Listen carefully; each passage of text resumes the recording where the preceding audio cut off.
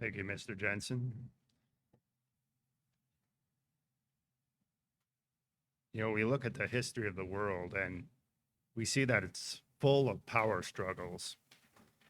Various groups and individuals have always struggled for domination and control over as much as possible. Conquerors create empires which rise and fall, and which are replaced by other empires. For decades now, the United States has been the most powerful nation in the world, but we currently see signs of its decline. At the same time, we see an increase in the centralization of power in the hands of a small number of people, both in America and in places like Europe. This leads to fears of what is sometimes called the New World Order, which is basically understood as a one world government ruled by a small elite group of people. This push toward a single world government is in contrast to the current world order in which the individual nations each try to govern themselves and determine their own destinies. However, the vision of this single world government is not really a vision of a new world order, but is rather a reestablishment of an old world order which had been attempted by humans before. There is a new world order coming, but it is not man's world order, but God's world order. This is the true new world order, and that's the title of this sermonette, The True New World Order. The book of Genesis records an attempt by humans after the flood to unite as a single people under a single government. This is the story of Nimrod and the city and Tower of Babel. We can read about it in chapters 10 and 11 of the book of Genesis. Chapter 10 of Genesis describes how the world ultimately came to be organized after the flood, and it is often called the Table of Nations because it describes the origins of the nations of the world from the family and descendants of Noah. Verses 6 through 10 describe Nimrod's genealogy and activities. Verse 6 of Genesis 10 states, the sons of Ham were Cush, Mizraim, Put, and Canaan. Verse 8 says, Cush begot Nimrod. He began to be a mighty one in the earth. He was a mighty hunter before the Lord. Therefore it is said, like Nimrod, the mighty hunter before the Lord. And the beginning of his kingdom was Babel, Erech, Akkad, and Calneh in the land of Shinar. The land of Shinar is the area of modern Iraq, the region which is sometimes called the Fertile Crescent or the cradle of civilization. And Babel is the Hebrew name for Babylon. The saying Nimrod, the mighty hunter before the Lord, can also be interpreted as in the face of or in opposition to the Lord. So it's clear that Nimrod became a very powerful individual who held sway over many people and began an empire that started at Babel or Babylon, and that he may have been rebellious against God. We get more specific accounts of what happened at Babel in chapter 11, which describes how the people were united in their building of the city and the tower. Chapter 11 states, now the whole earth had one language and one speech. And it came to pass as they journeyed from the east that they found a plain in the land of Shinar, and they dwelt there. And they said to one another, come, let us make bricks and bake them thoroughly. They had brick for stone, and they had asphalt for mortar. And they said, come, let us build ourselves a city and a tower whose top is in the heavens. Let us make a name for ourselves, lest we be scattered abroad over the face of the whole earth. But the Lord came down to see the city and the tower which all the sons of men had built.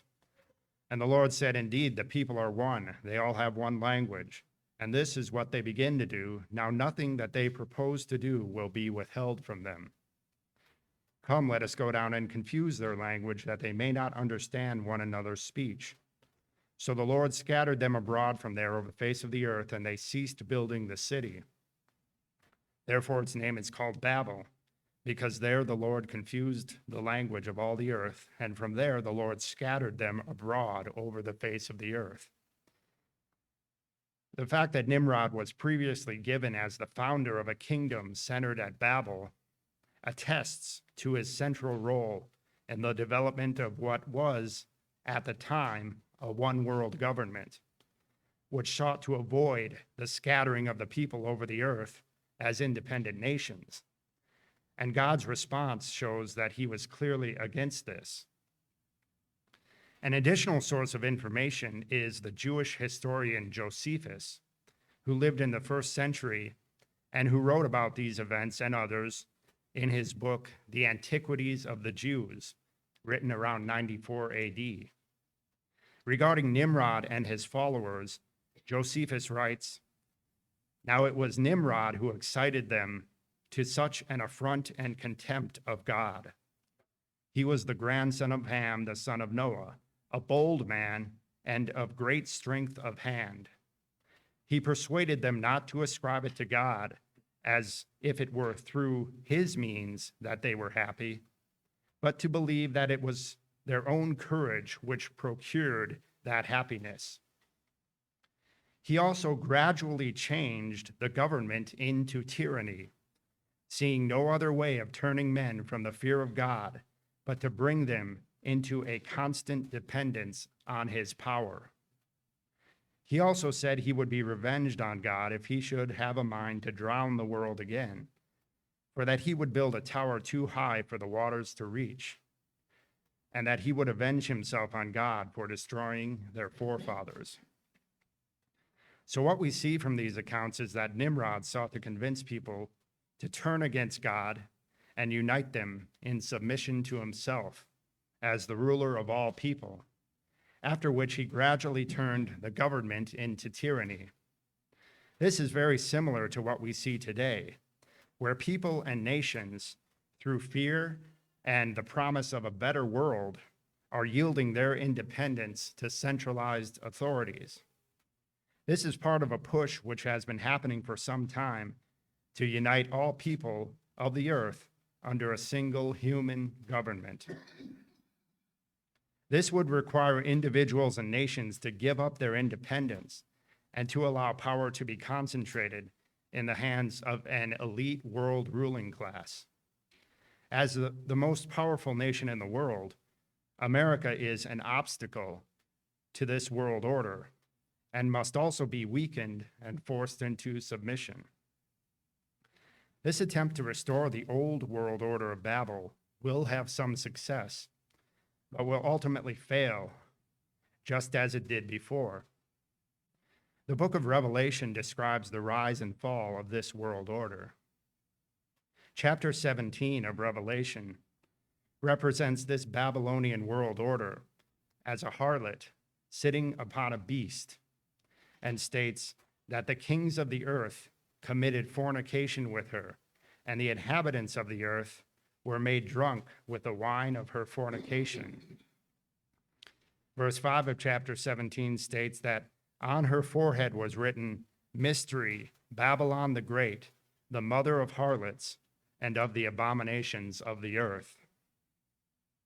This represents a religious, political, and economic world order that will rule for a time and that we want no part of.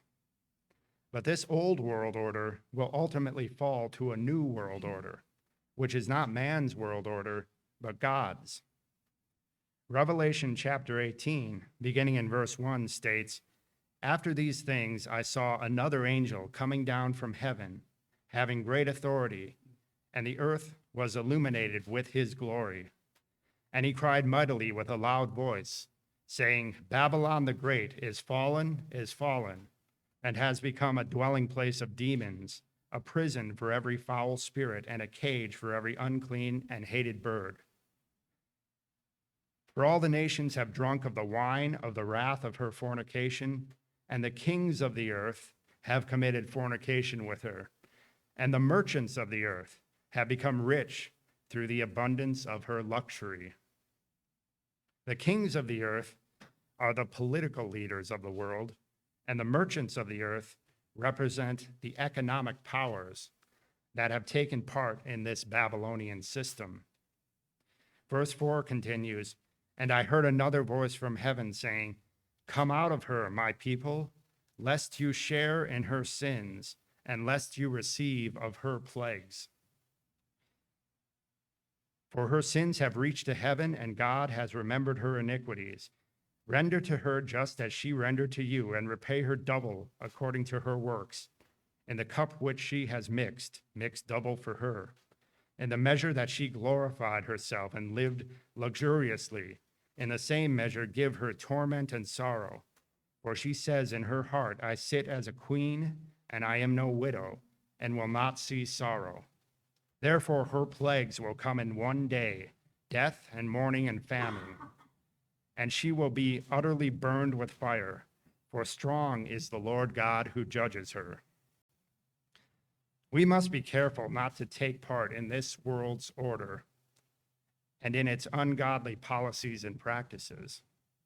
While we are in the world, we must not be of the world. Instead, we must seek God's new world order, which will arise after the fall of man's order, and which is described in Revelation chapter 21, which states, "Now I saw a new heaven and a new earth, for the first heaven and the first earth had passed away. Also there was no more sea. Then I, John, saw the holy city, New Jerusalem, coming down out of heaven from God, prepared as a bride adorned for her husband. And I heard a loud voice from heaven saying, Behold, the tabernacle of God is with men, and he will dwell with them, and they shall be his people. God himself will be with them and be their God. And God will wipe away every tear from their eyes. There shall be no more death, nor sorrow, nor crying. There shall be no more pain, for the former things have passed away. Then he who sat on the throne said, Behold, I make all things new. And he said to me, Write, for these words are true and faithful. This is the true new world order that will unite all people, not under an oppressive man-made system, but under God's system of government, which will lead to true solutions to all the world's problems. So as we see the rise of this old Babylonian world order, we must not partake of its sins and abominations, but rather we must reject and resist it. And we must be champions of the true new world order, which we will be anticipating at the coming Feast of Tabernacles. And remember that although the troubled current world order is temporary, God's soon coming new world order of peace is eternal.